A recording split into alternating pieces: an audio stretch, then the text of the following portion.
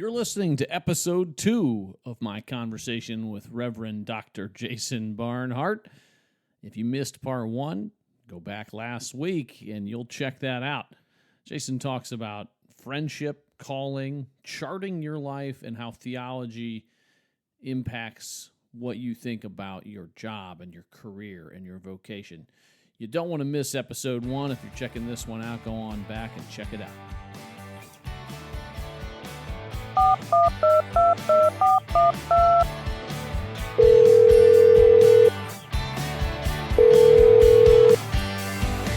Hey everybody, this is Caller ID. We're calling about your identity, your direction, and what you're doing with your life. I'm Brandon Davis Wells. Let's dig into what we're really doing here.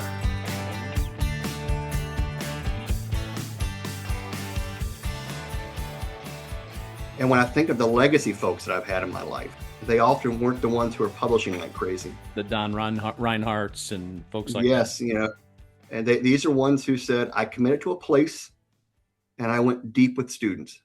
But I tell you, the cost of that is that I have to daily, in Christian language, I would say crucify or allow to be crucified, and daily have to go, Jason, stop looking that way.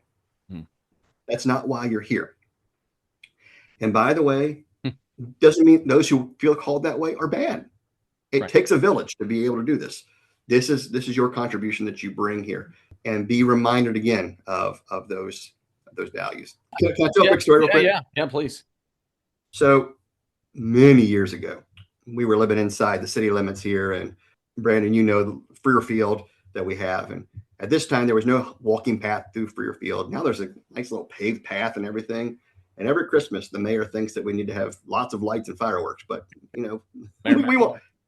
Absolutely, yes. But it's lovely. It is lovely. Yeah. I'm not trying to cast aspersions at it. Back in my day, we didn't have fireworks and Christmas lights. And it took 40 minutes for the Appalachian to really, really rear its head. That's okay. That's a good run. We had a good run of academic into Appalachian, Jason. That's right. Back in my day, you go to Freer Field, you walk uphill both ways. In the snow. The snow.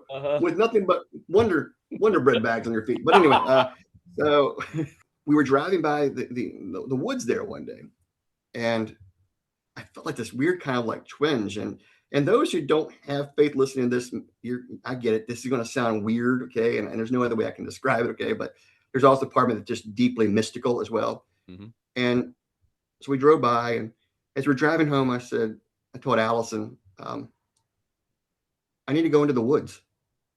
She's like, do you need to use the bathroom? I mean, we're so close to home. And so I'm like, no, I need to go in the woods. I had no idea. There was literally some deep voice within me saying, come to the woods. And so it's a spring morning. She drops me off and she goes, when do I pick you up? I don't know. Whenever I'm done. And I got out of the car and walked into the woods. I love this. And so I spent 4 hours. And by the way, Brandon knows this. For those who don't know, this is not a big patch of woods. No. Okay. No. Okay. So it's not a forest. This is not Sherwood Forest. Right. Yeah. Yeah. Right. Yeah. No. Okay.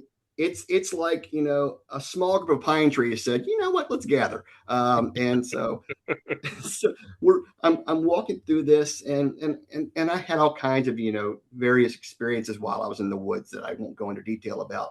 I'm walking out and I'm just going, okay, Lord, I'm feeling kind of a pull towards teaching. And even in that moment, trying to go, my gosh, but what kind of teacher will I be? Lord, give me a sign. I just need to see something here about what kind of teacher I'm to be. And no kidding, Brandon, you've already mentioned his name. As soon as I walked out of the woods, I looked over to the road passing by, a car beeped, and it was Don Reinhardt waving at me as he was driving by. Wow. And you go, okay, there's something there for me to take. And for people who don't know, Dr. Don Reinhardt was a legendary professor at Ashland University who impacted so many people's lives, him and his wife, Jan.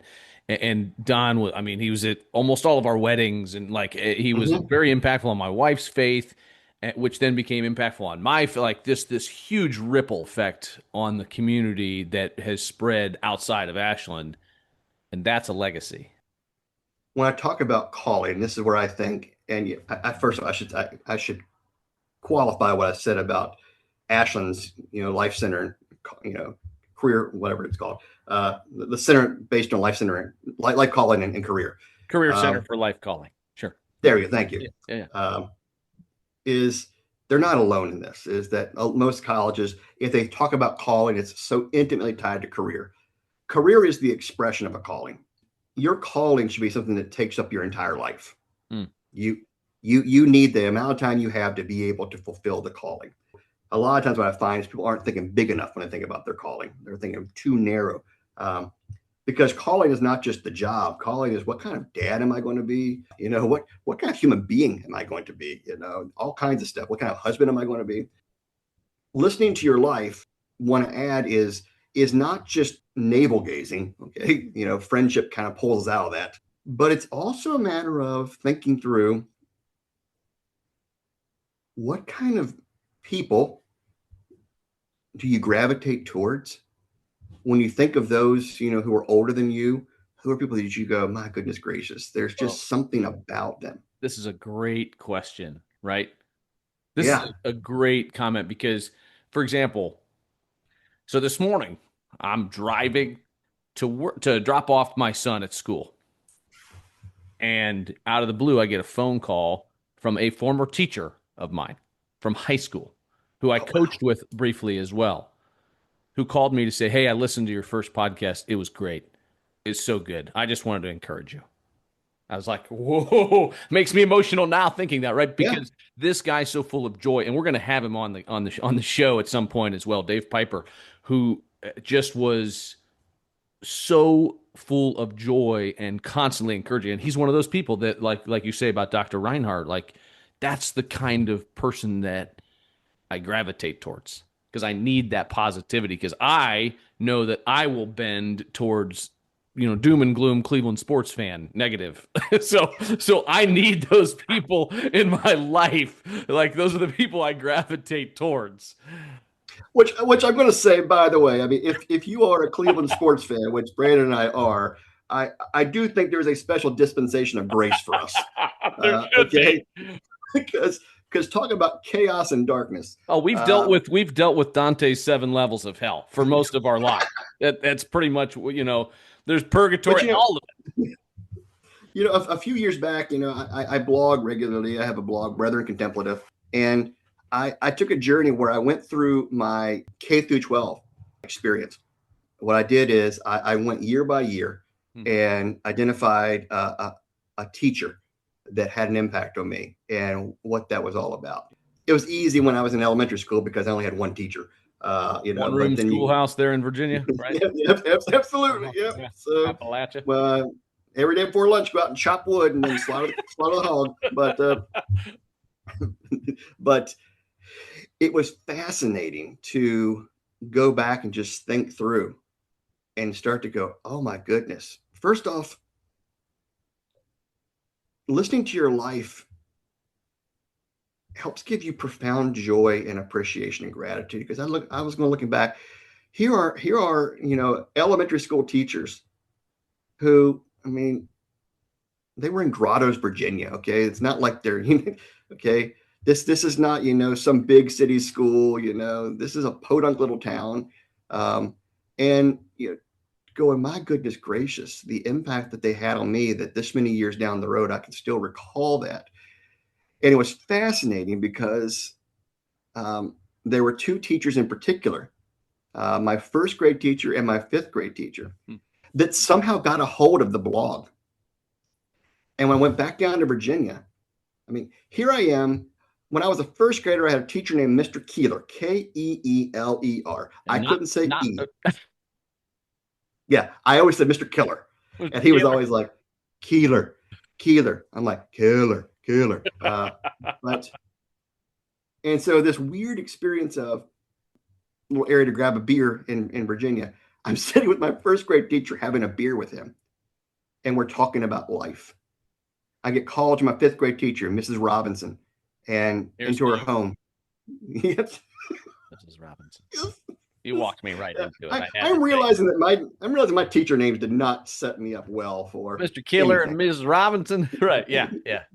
But, and we're talking about life, and I'm going, so many years have passed since I've been in your presence, and yet I'm here, not because I really recall a lot of what you taught me. I'm here because Mr. Keeler would always say, he's like, Jason, my job is trying to sand down some of the sharp edges that you had. Oh, what a great phrase here. Yeah. Mrs. Robinson going, I introduced you to some books and you just love to kind of curl up and read in this kind of, and, just instilling a love of reading there. It was just, I'll use the word, it was magical to be there and go, wow. And then I get to these moments and I go, what do I want to do as a teacher? What do I want to be about? Well, freely I have received, freely I must give. I would rather be known as, my goodness gracious, he wasn't a tough grader. He always, took, late assignments and didn't take any points off. That's true. He always I passed your class in seminary. So that's definitely true. Yeah. He always tells you that he hates grading. He always tells you that he rambles. When my kid was sick, he reached out and he prayed for me, so I had a student last semester. He and his wife have been trying to get pregnant again and again, and continues to fail again and again. And they were so excited. He shared the news with me. She's pregnant. And then he missed a week. And then I get a message and he says, she miscarried. So I looked up and found the phone in my records here. I call him and I talk to him. And he's been like, he's like, he's spellbound that, I would give him a call. I'm like, well, of course I'm going to give you a call because I care about you as the student. And so I think that I'm in a place right now, I don't know how temporary it'll be, okay, where I'm learning to, take those. I like to imagine the intersection, using Buechner's language again, the intersection of, my deep gladness and the world's great need. And what I think sometimes a helpful way to think about it is when they overlap, they form an overstuffed leather chair. And you just sit in it and you sink in and just be. Because what happens is, I think, for a lot of people who are all about do, and there's a lot to be done. We think about, the overlap, here's what I'm going to do. First and foremost, what you have to realize is that where the overlap occurs between great passion, great desire, great happiness, and great need is you become human yourself. You find out who you are. And then the rest of your days, all you have to give is yourself. And then you realize that there's not a lot of that to give. There just isn't. And one of the problems, in an information technology, social media age like we live in, is that it continues to demand the impossible from us. That I can't fix all the problems, but I can sit down with people or chat with people and go, that's messed up. That's wrong. And just be able to go, yeah, what are you going to do about it? Okay, well, we can talk about it, but also to go, there's only so much that we can do, but it's nice to be able to say, but we affirm this, that's wrong. That's not. Or, we sit down and talk and somebody says, yeah, I hear your processing. I see those golden threads. My goodness gracious. That's been you all along. I think all of my writing, all of my journey, I would phrase, one of my favorite phrases, because calling goes by many words, but one of my favorite phrases for calling, and I think, speaking to you, Brandon, you'll relate to this, is holy discontent. It's just, there's just been a sense of, okay, there's been a restlessness in my spirit. Now, I've had to go and say, okay, is that restlessness necessarily of the Lord? Sometimes it's not. Right. But I don't want to so push it away that I act like restlessness means nothing. And I always go back to, St. Augustine. So here's a 4th century Christian theologian. And he says in his Confessions, he says, you meaning God, because he's writing this to God, you have prepared us for yourself. and our hearts are restless until they find their rest in you.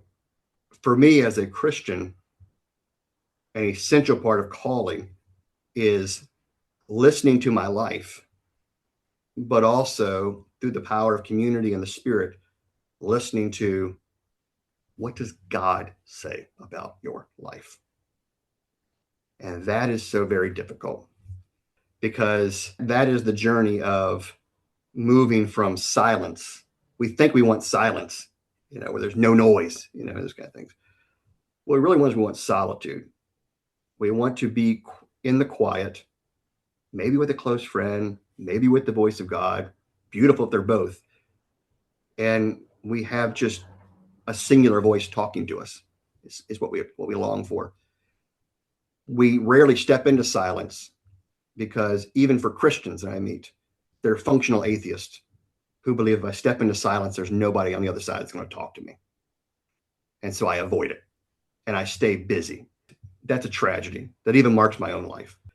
The first step, yes, is to find silence. But the second step is, if you truly want to listen to your life with a trusted colleague or friend, or just go off on a walk in the woods, eventually you want to get from a place where it's not just silence, but you actually find that you are communing. That's a lot of waxing formationally there. But Alice and I have been watching a few films lately and have noticed a theme that continues to emerge in them. And I would recommend for all your listeners, on Netflix is a new film called Train Dreams.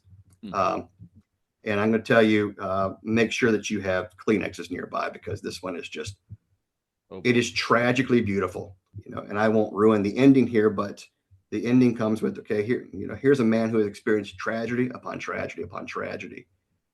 And then it wraps up with an experience where he just says that he finally felt connected. I won't tell you what the experience is or anything. And I think that's what that's what we're longing for. And that's what calling does, is calling connects us with God. For a Christian, God is reconciling the world through Christ. So our calling should be all about that too. It should lead to reconciliation. And that's the task, is calling, everybody thinks, that the spiritual life is about disconnection and, this kind of stuff. No, the spiritual life is about further, deeper, embodied human connection. And so that's the place where I go, your calling should be pushing you towards the world, not pulling you away from it. And you have to learn how to be nimble and adapt. And so the language I use, and I borrow this from Andy Crouch, who wrote a book called Culture Making, and he differentiates between posture and gesture. We use gestures all the time, but the problem is, if your gesture is that you're always in tight spaces, so you have to hunch down constantly, then what ends up happening is your posture ends up picking on that as well. Our posture should be one that has 2 feet firmly planted, that can be nimble and can adapt to a number of gestures that we need. Calling is our posture in the world. We are open to the world, and we are open in the sense of, this is how God has designed me and what God wants me to bring right now. Gesture could be the various jobs or career paths that we take with it. And so having to learn to go, okay, differentiate those two. And that's difficult, because we don't do well in America with language, period. We just lump all these words together and they become synonymous, and they're not. Calling and career are not synonymous. They're related intimately, but they're not synonymous. And I would say identity, a synonym for calling there, and career are not the same either.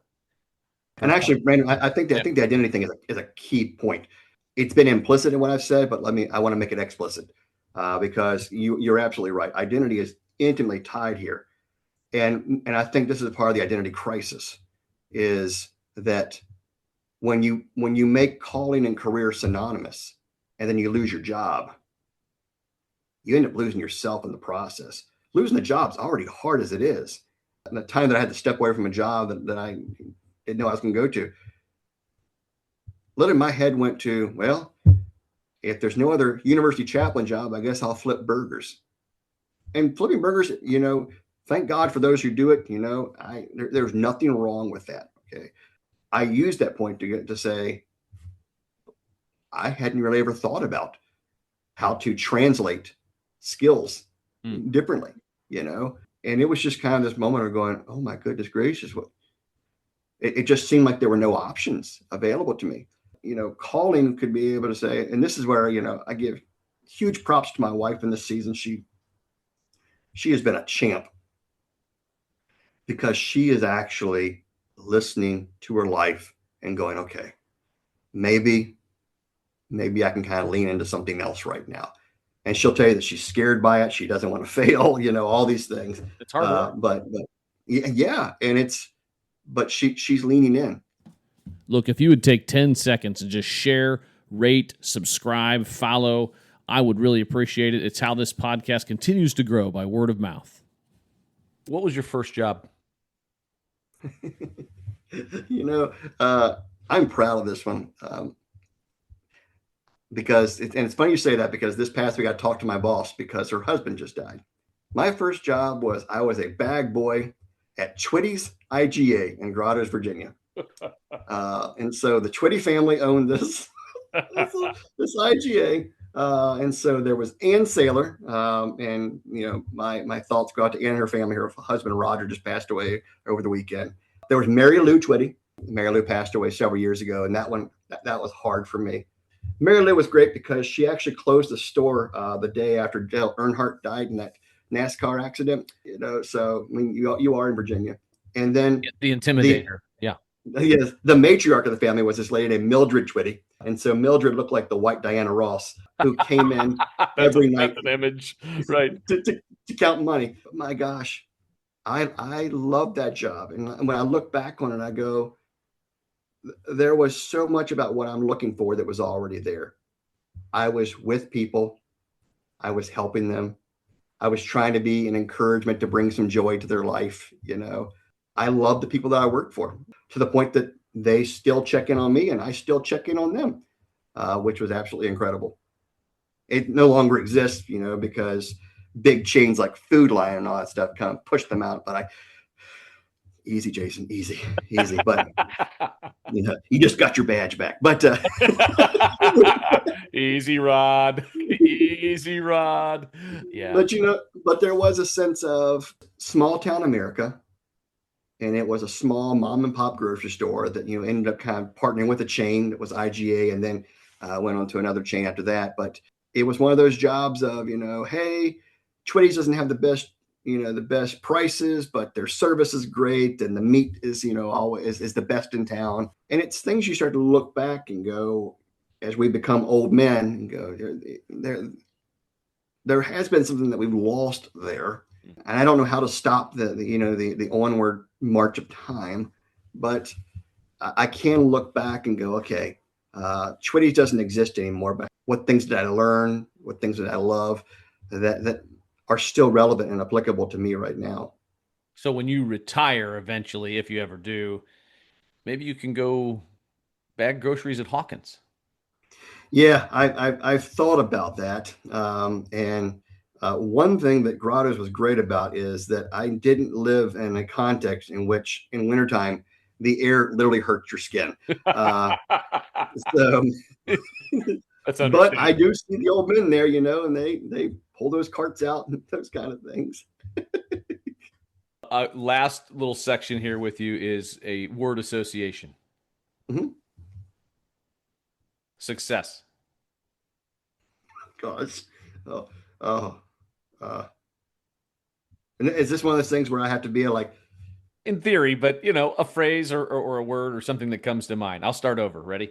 Okay. I'm going to tell you, you're okay with the fact that my answers are going to reveal there's still a lot of work for Jason to do. Absolutely. And I've done this with other people, and some of their answers have not been a word or a phrase. They've been like a soliloquy or a monologue. So whatever happens. Success. Money. Failure. Oh, gosh. Oh, wow. That's I struggle with this one too, right? Yeah. And I want to give some feedback on my first one. We can go back to success. Well, no, because I think that's part of growing up in in Appalachia, and this was the hope of college, is that you would find your way out of poverty. Money has always been something that's always present there. And then to step into a world in which, with every year you seem to be losing money, has had to make me think through what success looks like. But that's still kind of this guiding thing there that I think for a lot of us means something. Context is always important when it comes to Yeah. pretty much everything, especially when we talk about theology. But when it comes to success, you're coming from a context of poverty, and that money does sort of equate with success for what those folks and what you grew up thinking. Yeah. And failure in many ways has been not so much the loss of money, but the loss of influence. Because I think one of the things that has been consistent about me is I never want to be the person in charge, but I like to have influence, and that's tough at times because sometimes I've found that in seeking influence, I have not always been as honest about who I am with these people because I didn't want to be rejected. And that's been really hard. It's not that influence is bad, but just trying to go, okay, Jason, rein in what influence actually looks like and think through a little more and don't always be so knee jerk in that. Last one, ambition. As a 3, Love. any Enneagram 3. Wow. Okay. That's a great answer. I wouldn't have told you that even a month ago. For those who are listening, Brandon and I are part of the same tradition. And so the elders of our denomination are gathering for a symposium here in Ashland to talk about brethren identity, which I'll say, what a novel idea. But I've realized that I've been hurt by my denomination quite a bit. And I've carried a lot of that.